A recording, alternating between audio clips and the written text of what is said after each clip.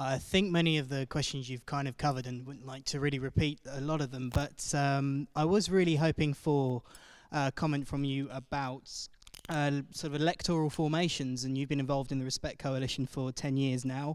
You mentioned you have around 2,000 members, and I know there are sort of internal problems and such, but how would you see, kind of alongside the emergence of Syriza in Greece and the left bloc in Portugal and other places, where would you see the future for left electoral formations, either within the Labour Party, to the left of the Labour Party, and how do you see the prospects for Respect within this?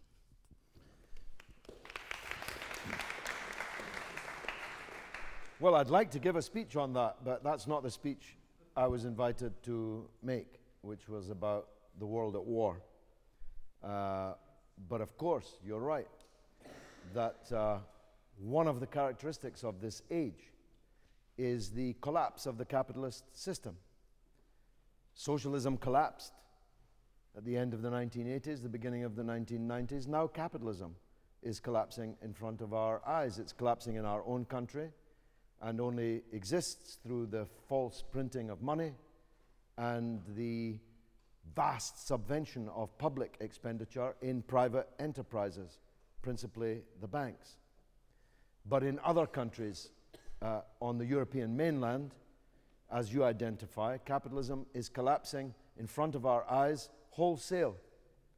Portugal, Greece, Spain, maybe Italy to come, are all in a state of economic meltdown. And so, to paraphrase Marx in the Communist Manifesto, when he said that capitalism would ensure that everything that was solid would melt into air and that everything sacred would be profaned. That's what he predicted with the coming of multinational globalized capitalism. In fact, that's now what's happening with the collapse of multinational globalized capitalism. And if I had more time, and this subject was the subject that we were discussing, I'd lay out what I think needs to be done to rescue our societies from the consequences of this economic collapse, which are potentially grave.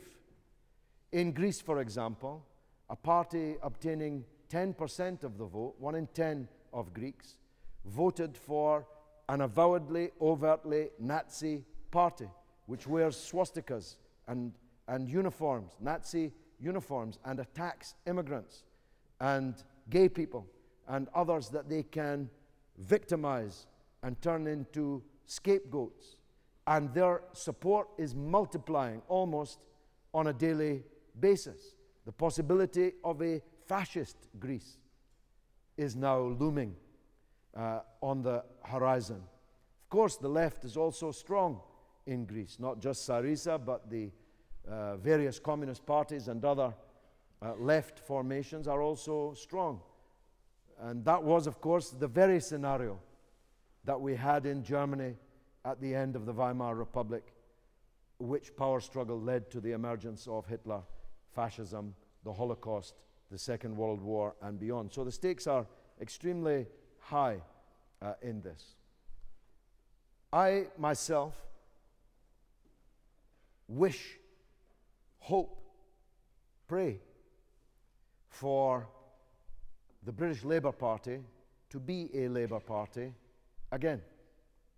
I believe that every country needs a Labour Party, a party which will stand up for the rights of working people, people who have nothing to sell except their labour, and whose interests are entire and separate from the interests of those who employ labour or who employ other economic resources from which they live, usually very well.